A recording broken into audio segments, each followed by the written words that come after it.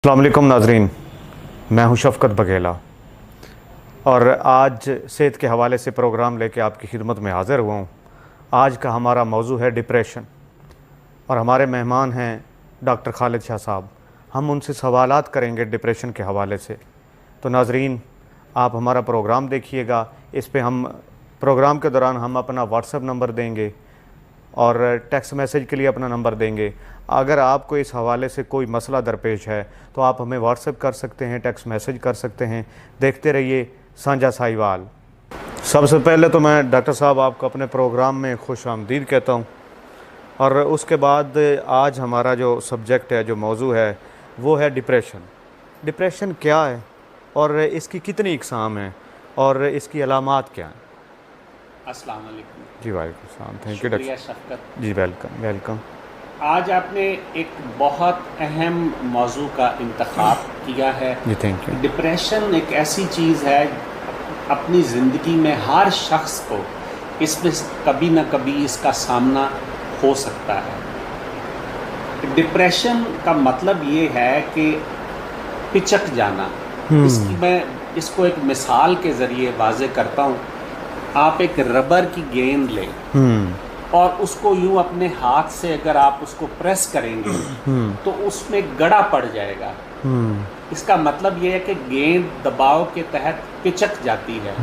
इसी तरह इंसान की शख्सियत, किसी भी तरह का दबाव हो तो वो अगर उसका मुकाबला करने की अहलियत ना रखता हो तो वो उसके मुकाबले में पिचक जाती है। इसी तरह इसका पिचक जाना ही दरअसल डिप्रेशन आप उसे कह सकते हैं। तो डॉक्टर साहब, इसकी इकसाम कितनी है और इसकी अलामात क्या हैं? डिप्रेशन जो है ये दो किस्म का होता है। एक डिप्रेशन ऐसा है जो नॉर्मल है और वो हालात के ज़ेर असर होता है और उसका ताल्लुक़ आपके ज़ाती हालात के साथ, मुल्की हालात के साथ, मुआशरती हालात के साथ, मुआशी हालात के साथ हो सकता है। मतलब ये बैरूनी अवामिल भी असरअंदाज होते हैं? बैरूनी अवामिल ही असरअंदाज होते हैं इस किस्म में। इसको हम कहते हैं एक्सोजेनस डिप्रेशन, जिसकी वजूहात आपके वजूद से बाहर होती हैं। वो आपके किसी करीबी अजीज़ की वफ़ात भी हो सकती है, आपके ऊपर कर्ज का होना भी हो सकता है, कोई आपका लड़ाई झगड़ा भी हो सकता है, किसी करीबी अजीज़ का आपसे दूर हो जाना, फिर आपके ऊपर कर्ज होना, फिर मुल्की, मुआशी, मुआशरती, सियासी हालात की वजह से भी डिप्रेशन, जिस तरह आजकल बेपनाह महंगाई है और लोग अपने रोज़मर्रा के अखराजात पूरे नहीं कर सकते, बिल्कुल इससे भी डिप्रेशन आ सकता है।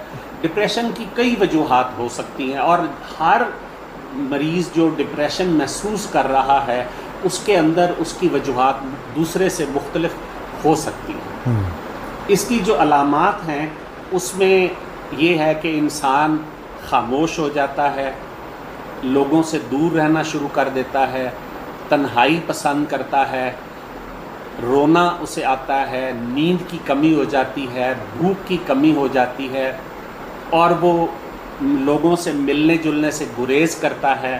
उसका जोश, वलवला, हौसला मांद पड़ जाता है।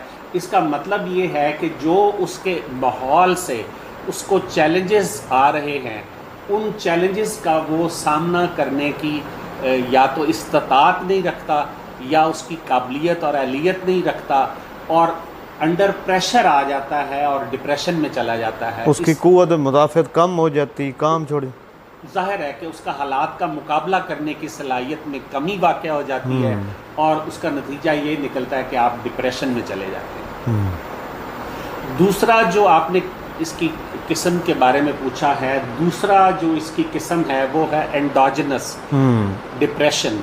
एंडोजेनस डिप्रेशन का मतलब ये है कि आपके अंदर हो सकता है आपकी जीन्स की वजह से, माँ बाप की वजह से या कुछ बीमारियों के नतीजे में आपके जिस्म के अंदर ऐसे केमिकल्स बनना शुरू हो जाते हैं जो आपको डिप्रेस कर देते हैं। जो मैंने इसकी आपको अलामात बताई हैं वो अलामात ज़ाहिर होना शुरू हो जाती हैं। इनका ताल्लुक़ हालात से नहीं होता बल्कि आपके अंदर जो وجوہات ہیں ان کی وجہ سے کیمیکل ایسے ریلیز ہوتے ہیں جس میں انسان ڈپریشن میں چلا جاتا ہے. یہ جو قسم ہے اس میں آپ کو سائیکائٹرسٹ کی ہیلپ لینی چاہیے اور اس کا علاج دوائیوں کے ذریعے ممکن ہو سکتا ہے.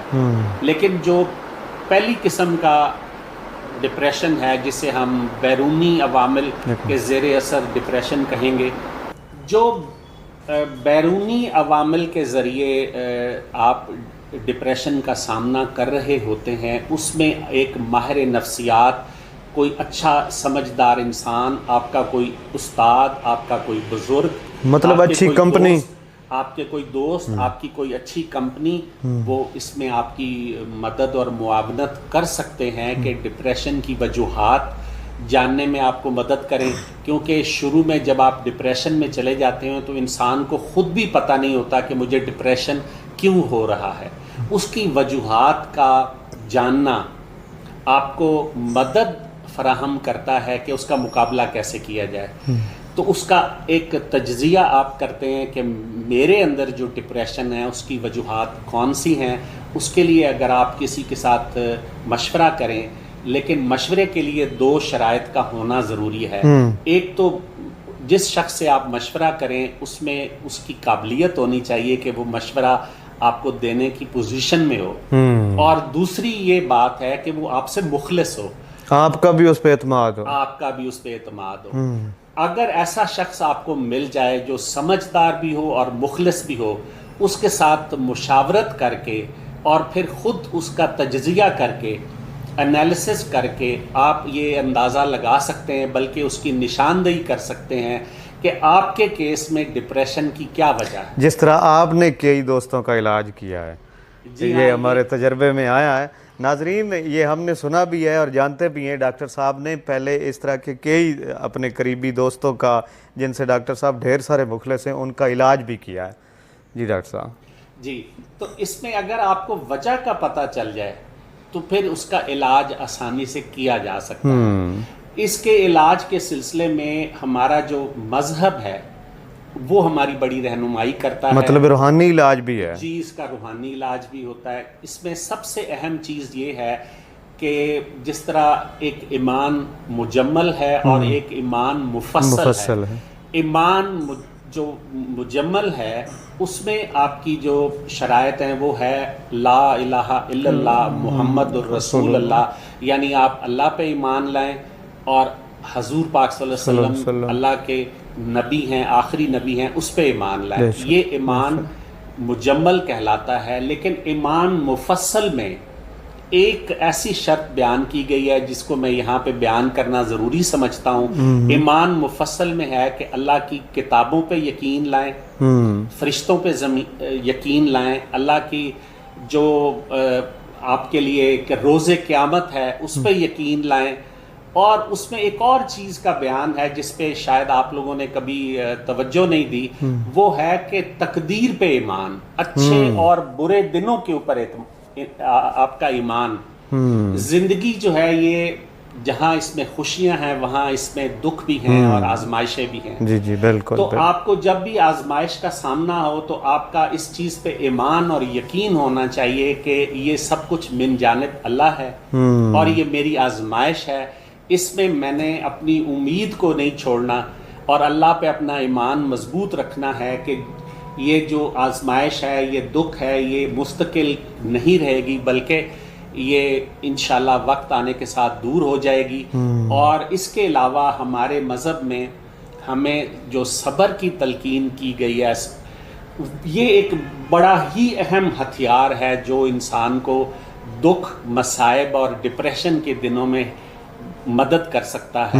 صبر ایک ایسا یعنی ایک رویہ ہے، اگر آپ اس کو اختیار کریں تو اس کا اللہ کے ہاں بھی بڑا درجہ ہے. اور آپ کو پرسکون رکھنے میں اگر آپ اللہ پہ یقین رکھتے ہوں اور آپ صبر کرنا سیکھ جائیں تو آپ کے لیے بہت سارے مصائب کا سامنا کرنا آسان ہو جاتا ہے. جی بہت شکریہ ڈاکٹر صاحب. جی تو ناظرین، آج کا یہ ہمارا پروگرام تھا جس میں ہمارا موضوع رہا ڈپریشن. ہم نے ڈاکٹر صاحب سے سوالات کیے، ڈپریشن کیا ہے، اس کی علامات کیا ہیں اور اس کا علاج کیا ہے. ناظرین، امید ہے آپ نے پروگرام سنا ہوگا. اگر آپ کو اس حوالے سے کوئی مسئلہ درپیش ہے، آپ کو صحت کے حوالے سے کوئی مسئلہ درپیش ہے، تو آپ ہمیں ٹیکسٹ میسیج بھی کر سکتے ہیں، واٹس ایپ کر سکتے ہیں، اور آپ ہمارے یوٹیوب چینل سانجا ساہیوال کے کمنٹس باکس میں آ کے اپنی قیمتی رائے کا اظہار بھی کر سکتے ہیں اور سوال بھی پوچھ سکتے ہیں۔ اگلے پروگرام تک کے لیے اپنے ہوسٹ شفقت بگھیلا کو دیجیے اجازت۔ دیکھتے رہیے سانجا ساہیوال۔ اللہ نگہبان۔